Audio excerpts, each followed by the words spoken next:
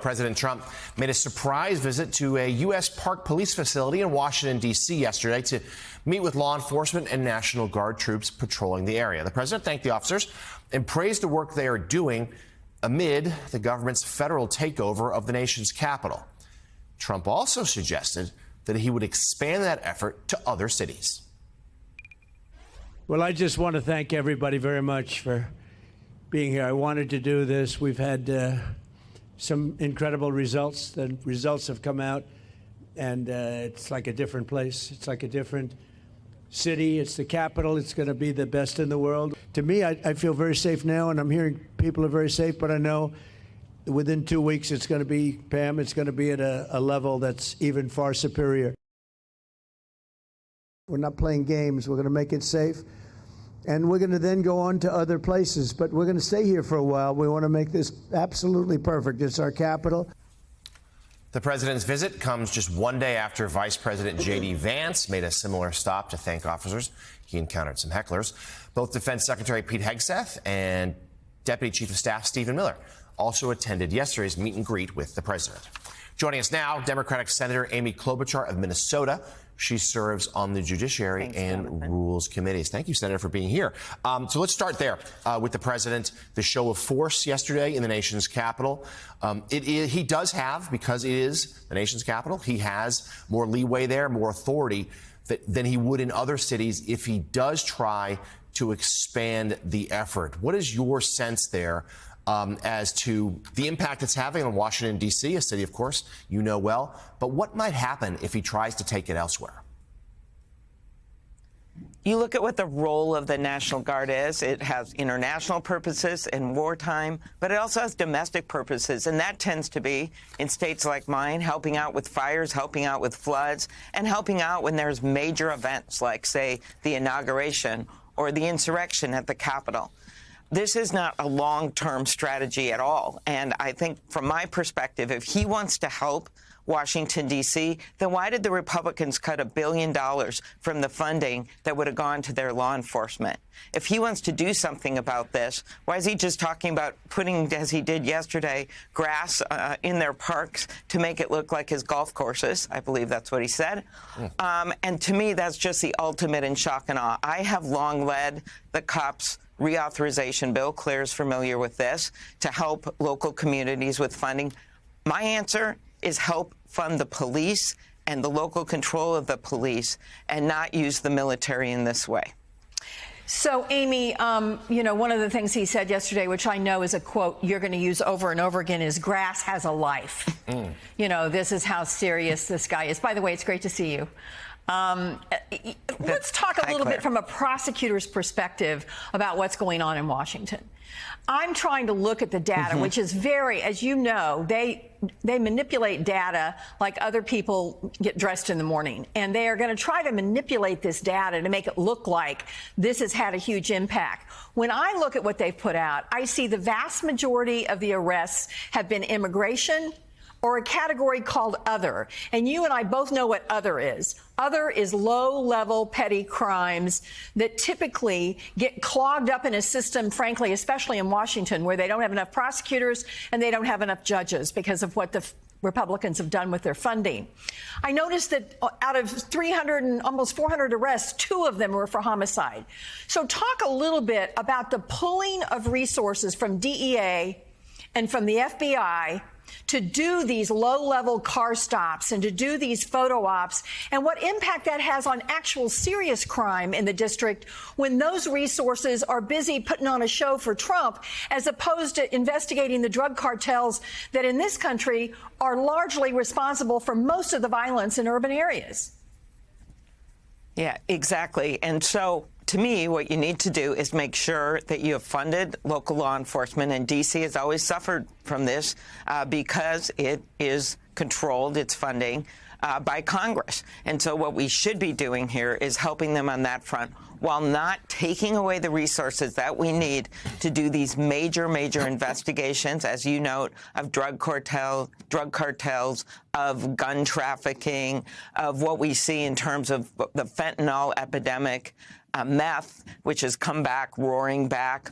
All of these things is a purpose, not to mention white-collar crime, of federal law enforcement. So what I'm really worried about, as you look at this in the long term, so he can have this press conference and talk about the turf on the in the parks in Washington, D.C., is that you're going to erode long-term the really hard work that needs to be done on these major cases, including ones I've seen out of my state, both on the criminal drug side, but also on the white-collar side. If you're not able to do those, we have a further breakdown in the law and more graft. Senator, one of the things we know is that what the president said yesterday about people are going out to dinner again, they're going out all the time, is simply not true.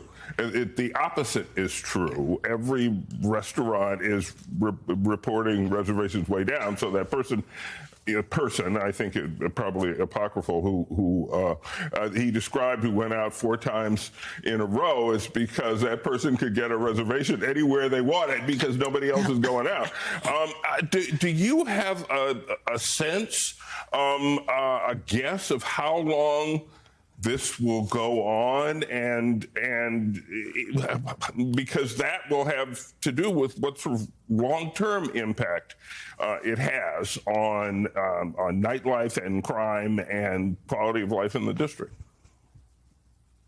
Well, 2 things here. One, Congress does have a say over this under federal law when we return. Because there's a limit on how long he can do this on his own. But secondly, I'm so glad you brought this up, because when I was hearing him say, I've gotten so many calls about a guy that could get reservations for 4 days, maybe he should be out at the Minnesota State Fair, like I was yesterday, where I stand in my booth, and I'm telling you, no one's coming up about getting reservations at restaurants. They're talking about the tariffs and the effect that they had on their small business. They're talking about how their costs are up, how chaos is up. They're talking about their health care premiums and how afraid they are of what's happening to their mom in the nursing home is on Medicaid. So I don't know who's writing him and who's calling him, except for maybe his friends that get dinner reservations. But these are not the people that are coming up to me in the middle of America. Senator, I want to turn to another story now that's affected you personally this week. A video went viral this week, falsely appearing to show you commenting on actress Sydney Sweeney's Great Jeans ad. In the video, a person purported to be you is in a congressional hearing room saying vulgar things about Sweeney and about Democrats as well. But that never actually happened. It was a deep fake, a digitally altered AI product designed to look real. It comes amid your own ongoing push for legislation on artificial intelligence, and you're now calling for more to be done to combat these kinds of videos as the technology becomes more advanced. It's now more realistic.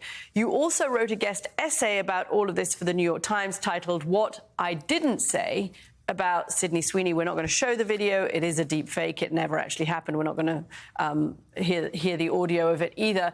It is one of the few issues on Capitol Hill, in my reporting, where there actually is bipartisan consensus that something needs to be done. It's just that nothing actually seems to get done that is effective in even getting these videos taken down after they've been posted. Is there more that you think you and your fellow Republicans could do with the social media companies? Of course there is. And by the way, if you think they can't do this, take like a Taylor Swift song. You don't see people doing stuff with some of the major celebrities who are able to sue on places like YouTube, right? They're able to get that stuff off. These companies, trillion-dollar companies, or a company like X, do have the ability to do this. And there has been some progress. Senator Cruz and I did that for Claire's, I knew she'd like that. Senator Cruz and I passed our bill on non-consensual porn. It could be real porn or AI-created porn. 30 kids, over 20 kids a year have been committing suicide over this. The president signed it into law that requires the platforms to take it down in 48 hours. Now we have another bill that Senator Blackburn, Coons, and Tillis and I are leading that would extend that kind of concept beyond that. You also, within the bounds of our Constitution, for things that are like parody, if they're substantially created by AI, you could have on it created by AI or digitally altered. This is what other countries are doing, so that when people look at these videos, whether it's a famous person or a not famous person, they know that it's fake. In my case, I got to tell you, some people thought it was real. That was a real hearing, Caddy. That was my real staff sitting behind me. I want to meet the person who thought it was real, Amy. I want to meet them because they obviously don't know you. No, they do. Well, the other thing, Claire, is listen to this. Study after study has shown when people see these videos, even though they know they're fake, it alters their impression of people. It makes them think negatively of them. It sticks in their head, which is exactly what's going on right now on platforms like X that will not either take it down or label it. Meta labeled it. TikTok took it down. So, Senator, but X would do nothing. Imagine if we had rules like other countries that it had to be labeled. At least people would know. And this is so minor compared to Marco Rubio's voice, which happened, being copied, and then people that are heads of state, foreign ministers, or a member of Congress thinks it's him. That happened. Or a principal at a Maryland school with a vicious video gets put on leave when it wasn't actually him. Those are the kinds of things we're going to be seeing with more and more frequency. Yeah, and on that very point, Senator, speak to us about the dangers here. I mean, the video that was purported to be you, as you saw from Claire, drew a few laughs even, but there's real dangers here. As you write, a deep fake of a bank CEO could trigger a bank run. Talk to us about you mentioned the Secretary of State, in that video. Talk to us about, this is really scary stuff that could have huge implications. You could have influencers. There's so many popular influencers. And one of them, a fake video could be made showing them telling kids to try a certain drug that could kill them.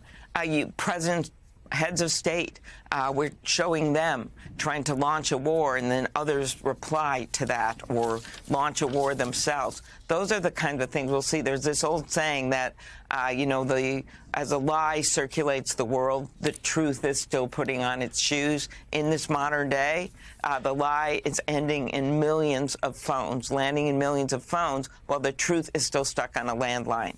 So I believe these companies have the power to either take these things down for the most extreme or label the ones that create confusion so that at least people know that. And as was pointed out earlier by Caddy, this is bipartisan. We've had a number of Republicans and Democrats work on these. The companies, sometimes they support certain provisions, sometimes they don't. But Congress has to have the will to stand up for their constituents, because these companies are making tons of money when these fake videos go viral. And it's padding their pockets at the expense of people's privacy, at the expense of their reputations, and really at the expense of our democracy. Democratic Senator Amy Klobuchar of Minnesota. Madam Senator, thank you for joining us this morning.